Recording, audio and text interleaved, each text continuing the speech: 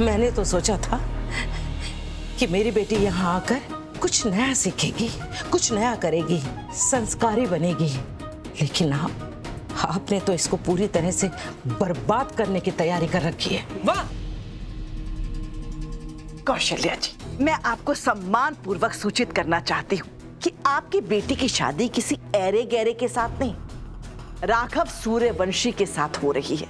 हीरा है मेरा राघव, जिससे शादी करने के लिए सिर्फ इस शहर की नहीं, पूरे देश की लड़कियां मरी जा रही है। इसीलिए आपकी बेटी के तो भाग खुल गए कि राघव ने उसे चुना है। इसलिए हमें खरी खोटी सुनाने की बजाय आपको हमें धन्यवाद करना चाहिए और विनम्र भाव से हमें पूछना चाहिए कि कहिए शारदा जी, मेरी बेटी की शादी में मैं कैसे हाथ बटा सकती हूँ। इसके ऊपर देश की सारी लड़कियां मरती हैं। जी सही सुना आपने। सारी लड़कियां नहीं मरती हैं, वो लड़की जरूर भूखी मरेगी जो इसके साथ शादी करेगी।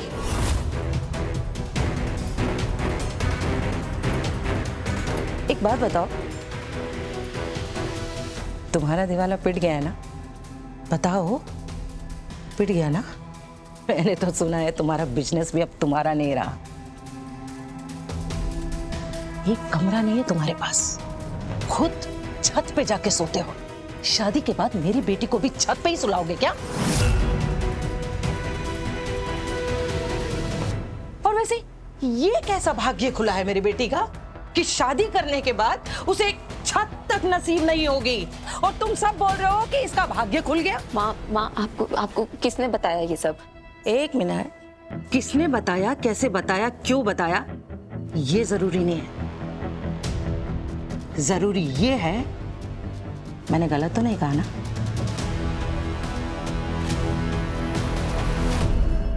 क्या हुआ राघव? चुप क्यों खड़े हो? जवाब दो, तुमसे कुछ पूछ रही है आंटी। आंटी, वो क्या है ना, राघव आजकल छत पे सोता है। उसके पास सोने के लिए, अपना सर ढकने के लिए कोई कमरा नहीं है। था एक टाइम जब पूरे शहर में राघव सूर्यवंशी का बोलबाला था, लेकिन वो वक्त चला गया। बुरा वक्त चल रहा है बेचारे का। देखिए कैसी कैसी बातें सुननी पड़ रही हैं उसको। आंटी, वो कहते हैं ना कि बड़े से बड़े घमंड वाले इंसान का सर कभी ना कभी तो झुकता है। आप जो भी हैं, आपका बहुत बहुत धन्यवाद।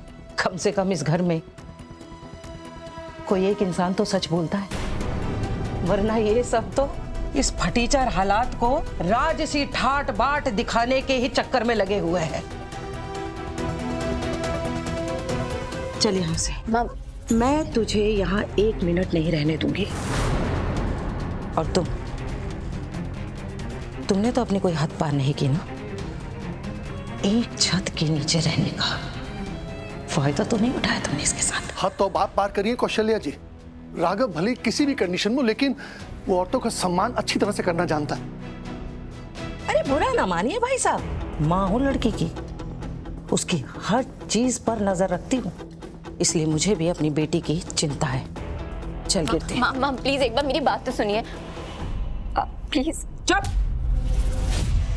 चुपचाप अपना सामान बांध, आज शाम की गाड़ी से हम यहाँ से जाएंगे। कहाँ है तेरा कमरा? चल लेके चल मुझे।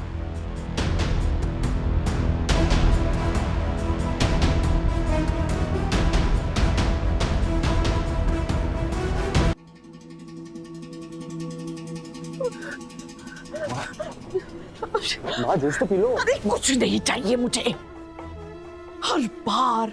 हर बार जब भी मैं सोचती हूँ कि मैंने राघव और रीत को एक दूसरे से अलग करने का परफेक्ट प्लान बना लिया है, कोई उड़ता तीर आकर उस प्लान की धज्जियां उड़ा देता है। और इस बार वो उड़ता तीर कीर्ति की माँ के रूप में आया है। अरे कहाँ से आ टपकी है वो औरत, और उसे राघव के बारे में इतना कुछ कैसे पता है? वीरे, तूने देखा था ना सब कुछ कितना सही जा रहा था।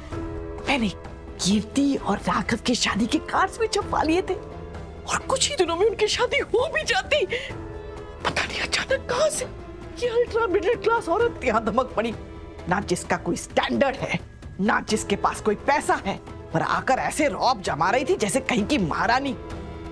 तुझे कोई आइडिया है कि उसे यहाँ किसने भेजा होगा? हाँ, यही बात तो मुझे भी परेशान कर रही है, पर पक्का ये उसी का काम है जो नहीं चाहता कि कीर्ति और राघव की शादी। हाँ। पर माँ, ऐसा भी तो हो सकता है कि क्या पता कीर्ति ने खुद अपनी माँ को यहाँ बुलाया हो, हैं? क्योंकि वो राघव से शादी ना करना चाहती हो, क्या पता, और आपके दबाव में आके मजबूरी में उसने शादी के लिए हाँ कह दिया हो सकता है। हैं? तो सच में बड़ा मूर्ख है ना। मैं जितनी बार तुझसे बात करती हूँ, हर बार मुझे ये एहसास होता है कि तू बड़ा ही कम अक्ल है। अरे वो कीर्ति तो राघव के प्रेम में पागल है। तूने देखा नहीं वो उसे कैसे प्यार भरी नजरों से देखती है। शादी का कार्ड देखकर उसके हाथ कैसे खुशी से कांप रहे थे।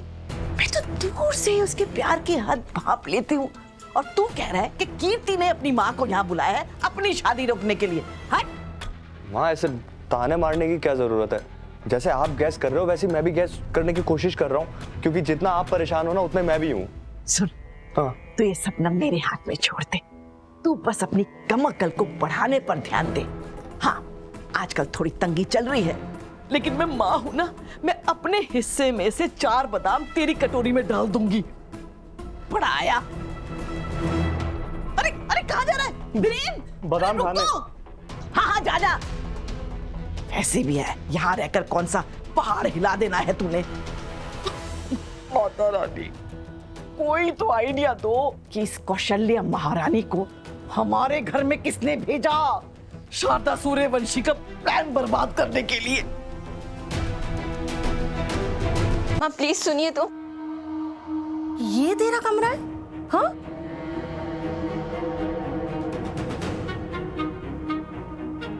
बाप रे, तुझे अच्छे से पता है ना ये नौकरों का कमरा नहीं है? नहीं माँ, ये सर्वेंट क्वार्टर नहीं है, हम सब यहाँ पे साथ में रहते हैं। सब साथ में रहते? एक मिनट। बाप रे बाप, 1 2 3 4 5 6 7। अरे तुम इतने सारे लोग एक साथ सोते हो? कीर्ति, तेरा दिमाग खराब है क्या? माँ आप गलत समझ रहे हो, पहले ना ऐसा बिल्कुल भी नहीं। चुप कर। जो लोग तुझे एक कमरा नहीं दे सकते और वादे करते हैं कितने बड़े बड़े हैं, और वो शारदा जी कहाँ है उनके पति? वो तो कितनी अच्छे तरीके से तेरे पापा से बात करते थे। अरे उनकी बातों से हमें लगा था कि हम अपनी बेटी एक घर से दूसरे घर में भेज रहे हैं, और इसीलिए मैं इत्मीनान से जाकर तीरथ करके आई हूँ। लेकिन अब समझ में आ रहा है मुझे कि मैंने कितनी बड़ी गलती करी थी। कमरे की जगह ये कबूतर खाना दिया है तुझे इन्होंने। लेकिन मेरी समझ में ये नहीं आ रहा कीर्ति कि तुझे ये सब क्यों नहीं दिखाई दे रहा है। आप एक बार मेरी बात सुनिए, आराम से बैठ के बात करते हैं ना। ये मेरे साथ ना तेरा किंतु परंतु का खेल नहीं चलेगा, समझी? अरे माना हमने कि हम इतने अमीर नहीं हैं, लेकिन जितना भी जीवन हमने जिया है ना वो पूरी ईमानदारी और इज्जत के साथ जिया है। हमने किसी को सब्जबाग नहीं दिखाए, किसी के साथ झूठ फरेब नहीं किया, और ना ही किसी को झूठे सपने दिखाए हैं। तू अभी के अभी मेरे साथ यहाँ से चलेगी। प्लीज माँ, प्लीज ऐसा मत कीजिए माँ। माँ आप मेरी बात पीछे एक हट। बार सुन लीजिए प्लीज मम्मी, प्लीज माँ। आप बहुत हो गया, बहुत बढ़िया। प्लीज माँ, ये रहने दीजिए माँ, एक बार सुन लीजिए मेरी बात, मुझे नहीं। चल यहाँ से, मैंने कहा चल। नहीं, इस बैग को नहीं ले जा रही मैं, प्लीज